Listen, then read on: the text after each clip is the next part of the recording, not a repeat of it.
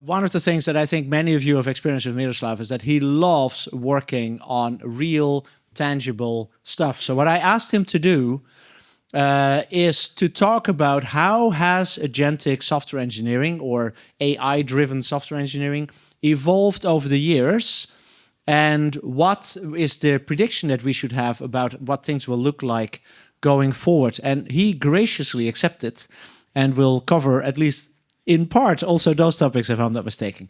So please join me in welcoming Miroslav on stage. Thank you, Jan. Thank you. That was a very nice introduction, and to be the next best speaker. So, I know. So, I want to talk about this. I will not go through the entire history of AI because that would be boring, but I want to give you my perspective of how things have evolved since 2024.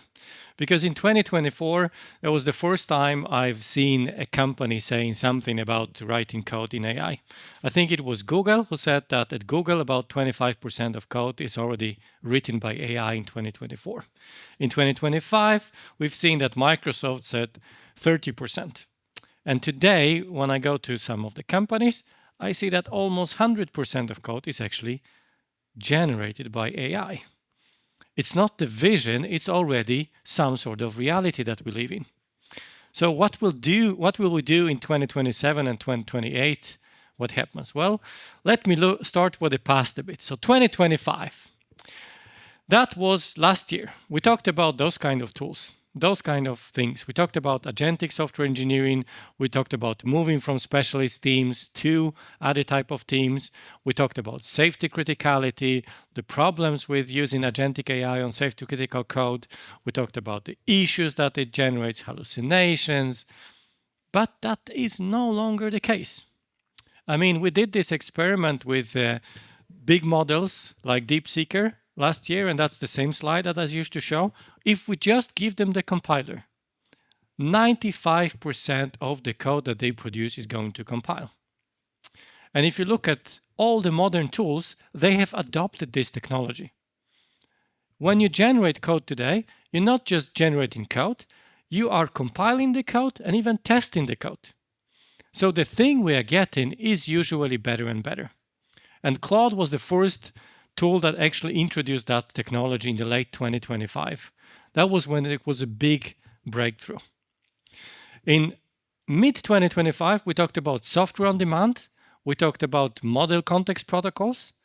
Today, model context protocols are dead. Nobody's using them. Why? Because they've been replaced by something even better that are called skills.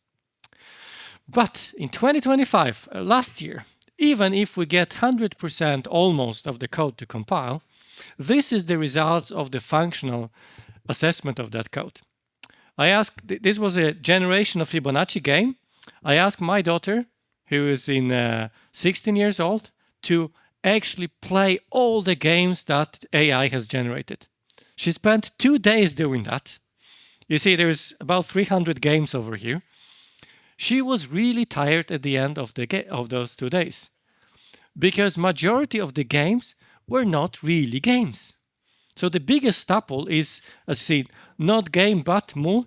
That was usually multiplication or some sort of translation and recalculation from, for example, Celsius till Fahrenheit, miles till kilometers, have nothing to do.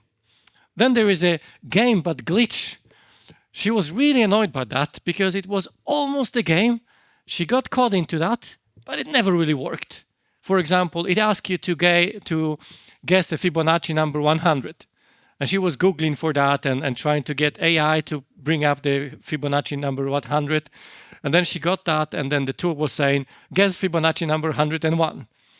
And I was like, well, what's the game? So only the little box over there was actually good game Fibonacci. Those were the small percentage of things that actually happen. And that got me thinking after this experiment, what is the state of AI that we cannot really make products that fulfill the intents we really have? I mean, how difficult can this be to create a simple game of Fibonacci? Cannot be that difficult. And while I was thinking, this happened. I mean, we had Codex and Claude released sometime after summer last year. First was Codex, and I think November was Claude.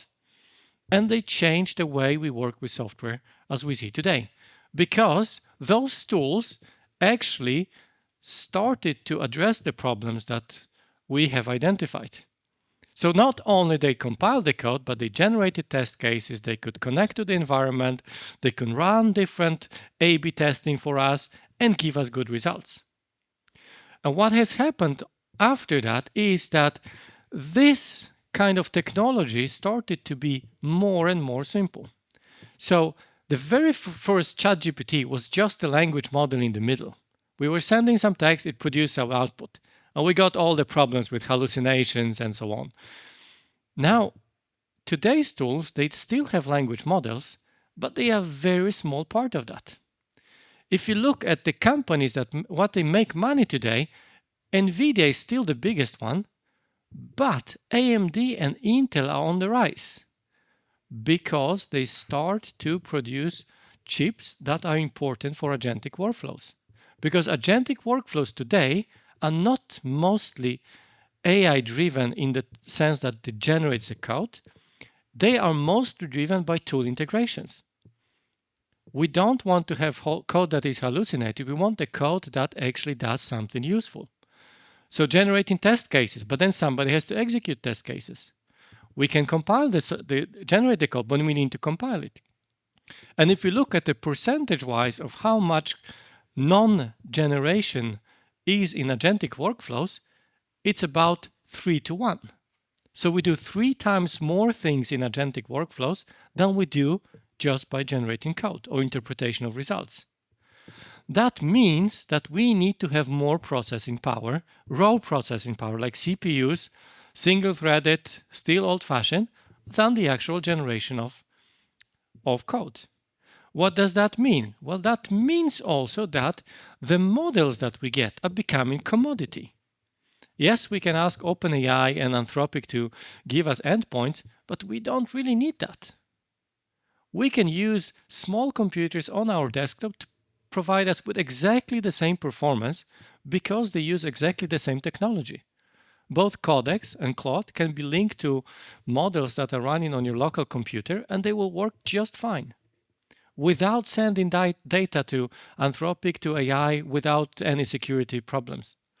The result is exactly the same. Well, what also happened the end of 2025 is that we started to produce so much code that we started to get something that's called a brain fry. Thanks for your article. You put the words on the concept that we knew. The brain fry is a concept when you talk to AI and then it produces so much information that it's difficult to get in as a human being. And after half of the day working with AI, you feel so exhausted mentally that you don't want to work with AI anymore. I'm pretty sure that you had this feeling, right? I mean, you'd ask ChatGPT something and then you'd go to Claude and you do this and you feel so powerful, but before lunch you just feel so exhausted because it produces and produces and produces information. So there is a lot of work done in, for example, trying to use models to explain things. We don't generate the code, or we generate the code, but we want to solve the problems. We want the AI to tell us what kind of things we have actually seen. And if you look at most of the innovative work in every software company, is not on producing code, is on designing. The best products are the products that have a good architecture. Jan has been talking about the BAPO model for ages now, but that's really a good model. You look at your business and then you look at your architecture. And then you would say, well, if agents generate the code, do we still need to have architecture? Well, we probably won't have the same architecture as we have today, but we need to have architecture. I don't think you can build a car with 5 gigabytes of footprint in that as a single monolith program. It's just not gonna work. So we need to have those kind of things. So we have models now that are starting to look at the design of that. And here I have the 3GPP as an example, because that's what Wilhelm and I worked with. When we tried to generate description in Mermaid about the interaction between components that would look like in the diagram that we could generate from the source code at Ericsson. So we could compare that between the source code of the existing products. We didn't run it on Ericsson, we ran it the open source version of the same protocols that you could use for 5G. And guess what? There is a lot of inconsistencies because the specification in words says one thing and then it's been interpreted by this community into do something else. So what is right? And you may think that it's not a problem, but when a new product is introduced, for example, iPhone was introduced in 2007, the biggest problem was that it didn't really work in Sweden because we interpreted the standard a bit differently than Apple. That happens all over the place every now and then. So what you can do today, what you couldn't do in 2004 or 2007, was that we probably don't care about the parsing of the source code. We just want to take a peek at what's really inside this collaboration. We want to find out how the components communicate. Maybe we don't need to understand how the architectural wiring is done inside the car, but we need to understand the architectural properties. We need to understand if it has proper interfaces, if the interfaces are stable, if it has performance, if it has this and that, interoperability, everything that Martin was talking about before lunch. We need to understand that. We need to control that maybe, but we probably don't need to go into nitty-gritty details of the code that AI has generated. We could even do more like that. We could take these specifications and actually start to generate our own implementations of very complex things. Because we have all these tools. And if you have the knowledge on the domain level, then intents become much more than just a simple line of a prompt. At VEX this year, I've had the opportunity to talk to a guy who is a Swedish champion in prompting. Yes, there is this kind of category, and there are even international competitions. And he told me, how do you become best? Well, you don't prompt AI. Last year in 2025, you were meta-prompting. You were asking AI how to prompt AI. Today, you do meta prompting. You ask AI how you should ask AI for dividing the work and prompts, and then you ask another AI to divide, to take each of those steps and prompt another AI to do that. And guess what? We can solve more and more complex problems. We have started to look into things already in beginning of 2026 into memories, like how do models remember our conversations, long and short term? How do we divide works, planning? And every time we switch on those kind of things, the quality of the generated code and solutions is just skyrocketing. So having a code that doesn't compile today is not something you will get from Claude or Codex. Those problems are gone because we have all these kind of things. So what does that mean? Last year, I did an example for colleagues from the logistics. I did this. What happens if a truck driver becomes a Python programmer? So truck drivers, they're usually very different education than what we do. They're not programmers. They probably don't use computers the way we do, but they have real needs. They can come up with an app. They even have so much time spending behind the wheel, they can actually really think through the specification, but they don't have the know-how how to do it. So what can you do? I took an example from Scania API. They have an open API on the network, on the internet. You can go there. I took a screenshot from that, put it into Codex and ask, hey, I'm going to do something with this. Can you give me some code, what I should do? I get all the answers. I get Python code. And Scania even has a container you can call just to test your API. It's not a real truck, but it behaves like a real truck. And I say, well, that's really cool. I could do so many things with a truck, never even being in a Scania truck. Then I took it one step further. I started to come up with ideas. What can I do with this? This is the description of Scania API. I don't even have to rewrite this. I just copy paste that to the tools and I get the code how to communicate with the Scania truck. Then I tried to look at AB Volvo, but they didn't have this kind of things. But you do have. Well, I couldn't find it on the net. But I went to Volvo Cars because I knew you have it. I found it on GitHub, right? So then I started to do the same thing. But here, instead of taking pictures of it, I told Codex, here is the API to Volvo Cars, here is the API to Scania. I want to have a cool use case. For example, a use case that if I have a vehicle, Scania, if I'm a truck driver and I want to meet my wife because I forgot my keys or driving license, how do I plan that? I can have an app vibe coded directly just by pointing to those two things from that. And that was already last year. And you can see, given my position, I can even connect to the Google APIs, all without writing a single line of code last year.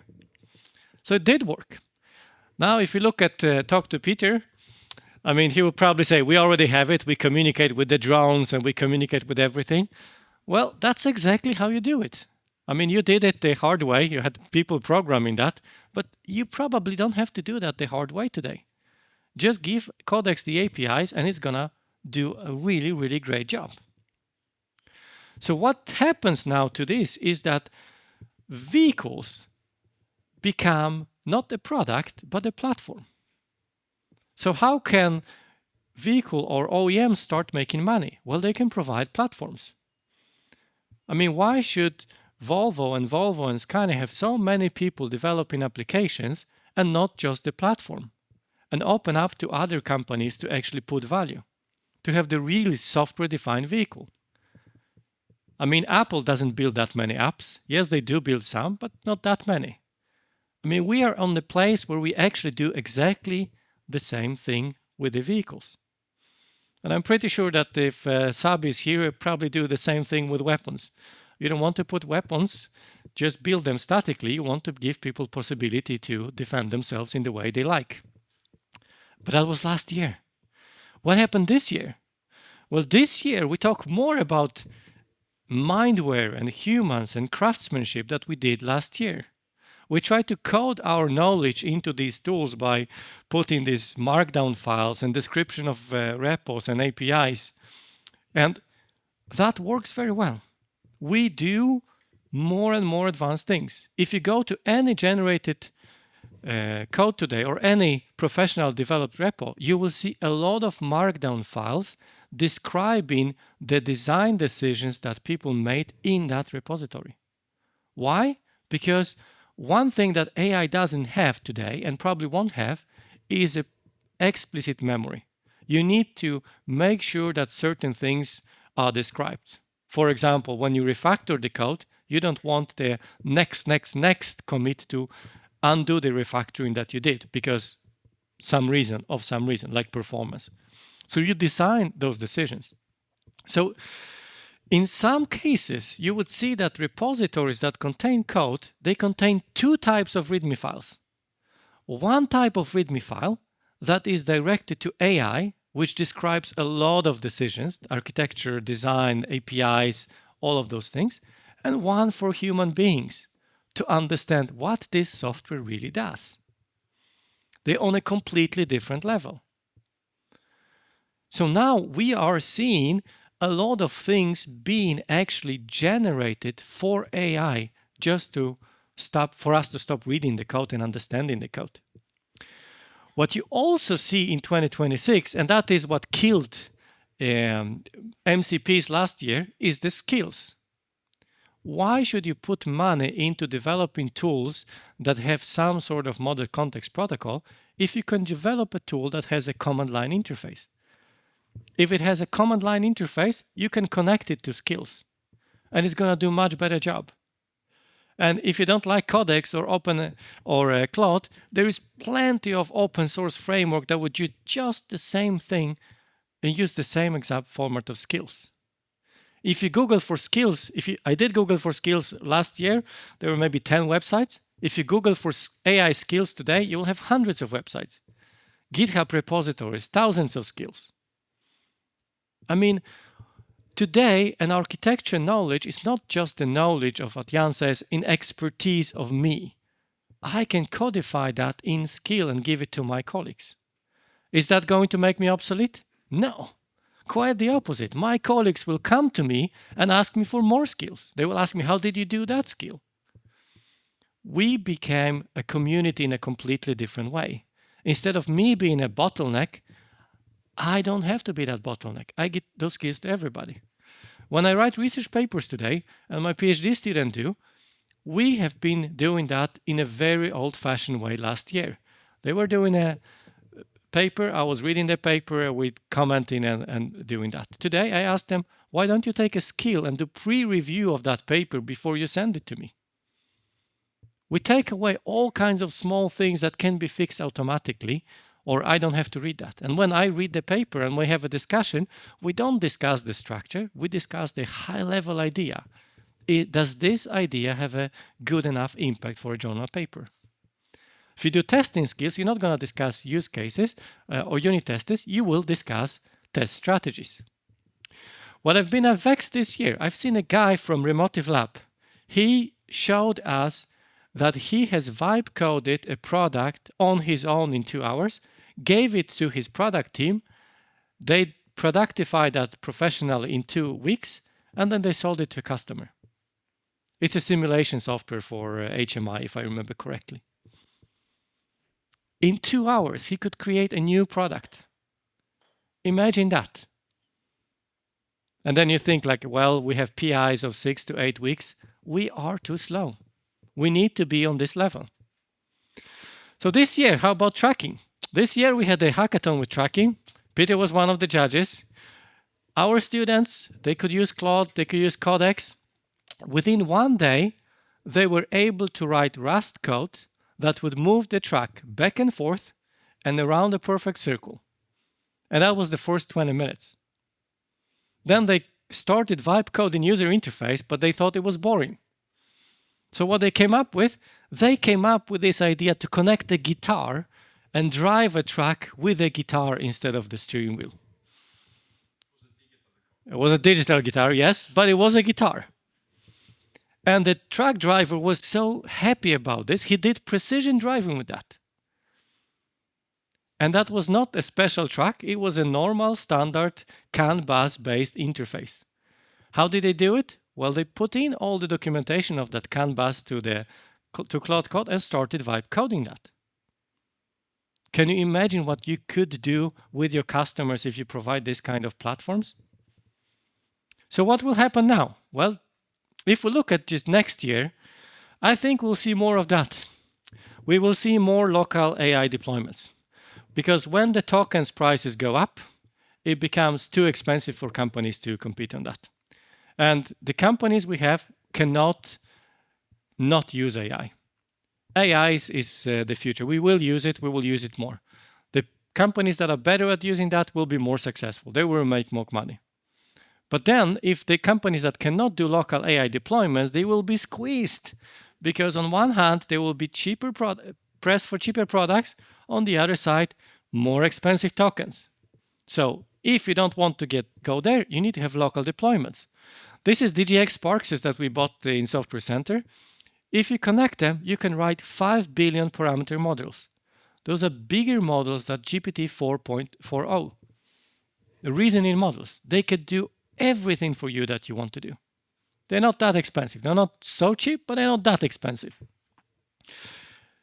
Last week, NVIDIA announced laptops, or maybe 2 weeks ago, announced RTX laptop, providing 1 petaflop of fixed point precision calculations. Petaflop.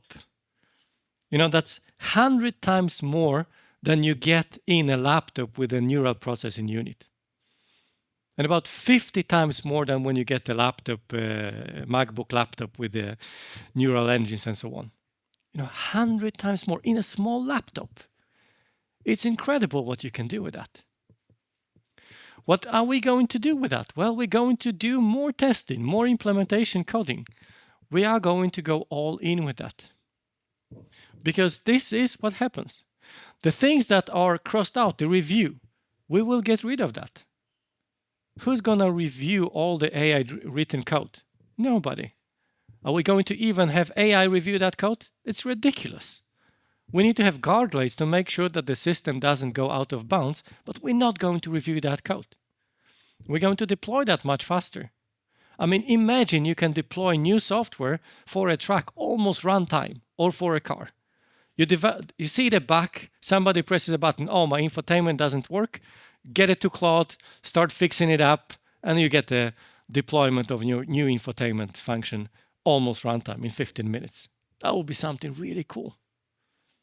And if I remember Johannes Fufas talking to us about Basel test car, it's probably not that far away from reality. If you really wanted to do that, you could push that today. So of course, there are a lot of regulations, but technically not difficult. So the architectures of systems become quite different. You will have two kinds of people in companies. You will have domain experts, people that do apps and do functionality at the top, that are going to talk to some sort of agentic interface. Whether there is going to be agents based on system or functionality or domain, I don't know that. But they are not going to talk to code. They're not going to talk to teams. They're going to talk to agents. There will be people that are going to work below that layer, talking about the context. They will be the ones that provide the AI-friendly code, creating the markdown files that will go to all the repositories, because we need that. Somebody needs to create those documents for AI to work with that. Then there will be people that are doing tools. We will have more and more tools. But the tools are not going to be fragmented like today. The tools are going to be more integrated. If you work with Codex or Claude today, you open up them and you don't go into other tools. Claude and Codex, they go to other tools. They install, they do fixes, they do everything for us. So AI first is really going AI first with the tools as well. And then there will be teams that are going to work with assurance layer, making sure that whatever we ship to the customers is not going to hurt our company, our brand, or even cause a crash of some magnitude. And then there's going to be runtime system, people that are going to do the FPGAs and ASICs and so on. And maybe that will be even designed by AI. To conclude, I was super positive, and then I did a study this morning about this. So there is this Vibe OS operating system that somebody vibe coded for Raspberry. And last week, Victor and I talked a little bit that it would be cool to actually see how much of real Raspberry and Linux OS is actually in the vibe coded OS. The student that did the vibe coding, I talked to him. He said he did not copy the code explicitly, but I say, okay, but how much of that knowledge is actually in the language models? Well, it turns out in 800 files, 6 files are identical. It's not that many files, but look at the files in the second one from the top. It's the Linux microkernel. It's the core of the entire operating system. It's not been written from scratch. It's not been vibe coded. It's been reinvented from scratch by the OS, by this, in this case, Claude Code. What does that mean? Well, when I read the code and apply my workflow today, I'm aware of that.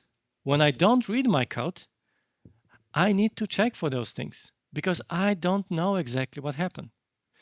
And the more code I generate, the higher the probability that something will sneak in. And that becomes an issue. Because, in Raspberry you can take Linux scheduler, and that's probably not an issue if you have the same license. Turns out they don't have the same license, so they violate the license here. But if you take source code from something that contains some security problem or hidden bug, and you put it in your product, that becomes an issue. If you look at the architecture of those systems, this is the architecture of Vibe OS. It's very different than the architecture of Linux kernel. In the middle, you have MicroPython file system. It vibe coded a file system that's based on Python. I don't know about you, but I wouldn't like to have my file system to be coded in Python because of all the problems, right? So you get really questionable design decisions if you just vibe code something without understanding how things really work. It has, for example, components like screenshots. That's not the component in a real operating system. I've not seen anything like that in any operating system. But there was a prompt when I look at the commit history. There was a prompt when the guy was talking about making sure that you can do screenshots. So it vibe coded a screenshot component. Is that a conscious design decision? No, it's an intent written as an architecture. Is it BAPO? Maybe the new BAPO, but it is an issue. So we need to look at those things a bit closer. We need to look at first the architecture. We need to think about what does it mean to have a new architecture? What does it look like when we have all the code written by agents? Will we have screenshots in our trucks and cars and telecom nodes and drones? Hopefully not, but somebody needs to control that. We need architects to do it. We need to have somebody who is allowed to let an agent make a change somewhere. I mean, it's a little bit like the beginning of Agile, where all cross-functional teams were supposed to make changes everywhere. That didn't go that well. In every organization that adopts Agile today, you have specific parts of the code that specific teams specialize in. At least that's what I've seen so far. The innovation. If AI can implement anything, who decides what is worth implementing? We cannot have software growing and growing and growing because it drives cost. Somebody needs to put the foot down. An even more important question, who decides which software should be taken away from the code base, which we don't need anymore?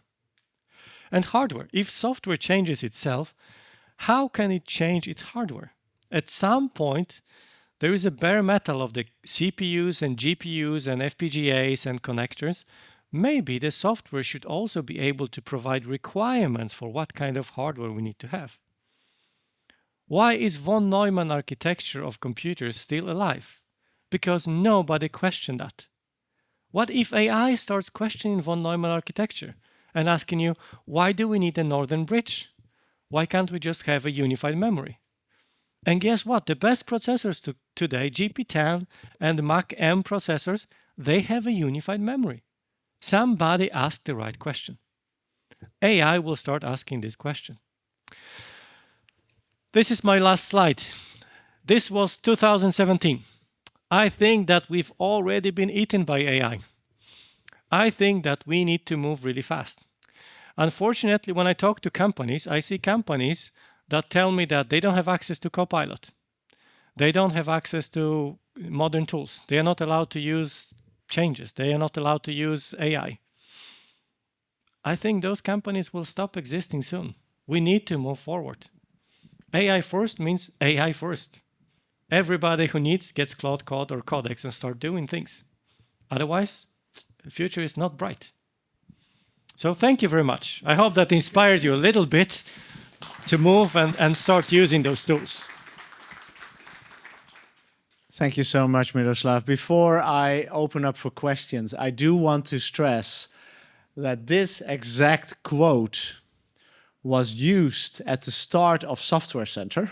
Yes. As the reason for the companies here in the Gothenburg region, Ericsson, Saab, AB Volvo and Volvo Cars, to get together and organize themselves in this constellation that we have today, which I think is kind of funny. And what you're basically ending with is maybe it's time to rethink our consortium and focus on a different challenge, because that was really beautifully done. Thank you very much, Miroslav. Thank you.